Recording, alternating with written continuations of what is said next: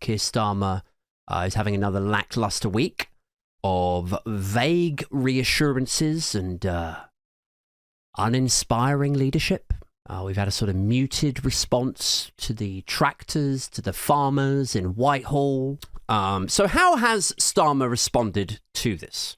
You know, is he doing what I think he should do, where he should say, like, well, sounds like most of you have been force-fed a media diet of exaggeration at best and at worst, outright disinformation. You know, and if I were you, I would probably go back to those newspapers where you're getting your news from, and I would ask them directly how these changes are going to impact you on your net asset value farmland that's only worth £490,000. Like, it's not going to hurt you.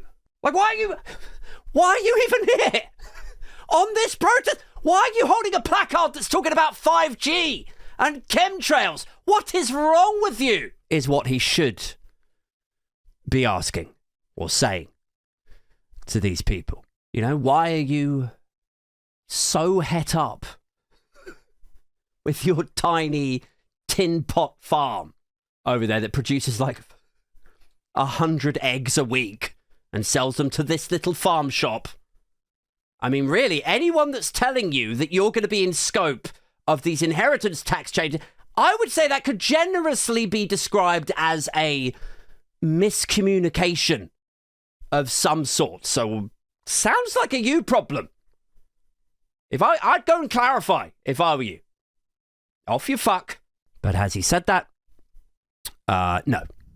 No, he hasn't. Instead, he has sort of clucked, hasn't he, the way that he does? He's clucked that the vast majority will be unaffected. The vast majority will remain unaffected by this. Like, he talks to the back of the throat, doesn't he? And it's like, okay, you know, fine. But that is no longer the issue here, is it, when you think about it? The issue here is that you have a rabid, frothing, belching, right-wing ecosystem who are endlessly convincing these people that they are in scope. That is your problem. Doesn't matter how many times you correct them. They're always just going to continue to funnel out the nonsense. So are you going to rein in the press? We'll see where we are later. But we've got no plans to regulate the press. Okay, good stuff, Keir. Before we even get on to the subject of inheritance tax, if it is a subject that we're discussing, like, more broadly about farming and about the disgruntled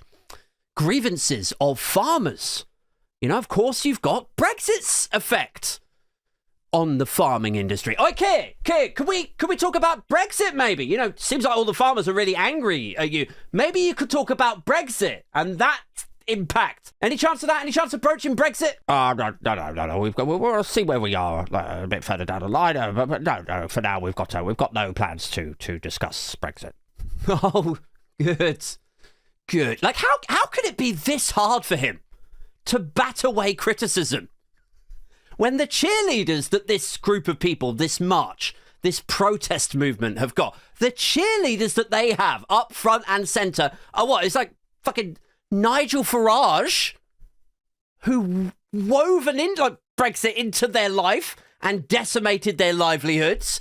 That's who they've got. And then they got Jeremy Clarkson. If your argument was, oh, you know, we're not all rich farmers and, you know, the whole tax dodging thing is a bit of a red herring. We're not all just like super wealthy people on some sort of tax dodge tip. If that was your vibe, why in the name of fuck would you have Jeremy Clarkson up front and centre talking to the BBC like this? So why are you here, Mr. Clarkson?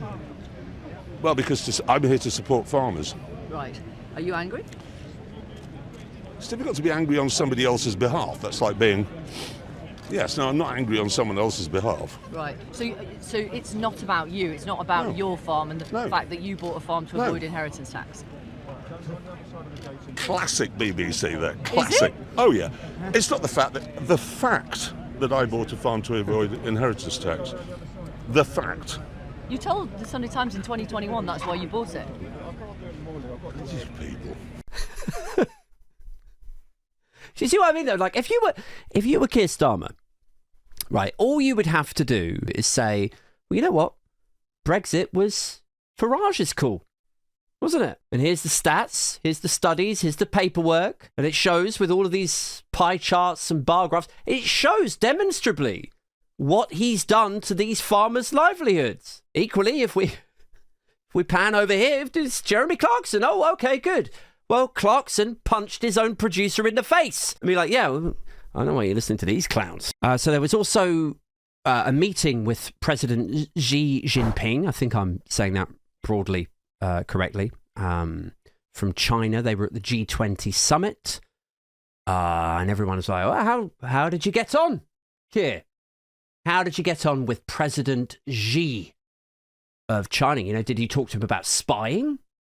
That's a big thing with China at the moment. Did you talk to him about the time they put the bugs in Prime Minister Rishi Sunak's car? Did any of this shit come up? Prime Minister Keir Starmer, well, we had a frank discussion. Okay, all right, good stuff. So did you bollock him for any of that stuff? Did you give him a thorough dressing down for all of these clampdowns of, you know, anti-democratic measures that they're putting in Hong Kong? Did that come up? We had a frank discussion. Like here is the quote that I read in the FT this morning. You're gonna love it. It's a case study in a strutting peacock British Prime Minister touring the globe, pretending that they are statesmanlike, right? Only to essentially stand there with money stuffed in their pants. And then basically what he's doing is TikTok lip syncing with whatever the words are that the Chinese president wants him to say. That is what's happening here. Let me read it to you, right? So the journalist basically says to Keir Starmer, "Oi, did you pull him up on his shit?" And Starmer says this. He says, "Where we have differences of opinion, we have a frank discussion about them as we did yesterday," the Prime Minister said on Tuesday. What we must not do is lose the opportunity for our economy with a better partnership when it comes to cooperating on economic trade matters. Like you may as well have said that with his dick in your mouth. Just another morning here with Adrian Thorne.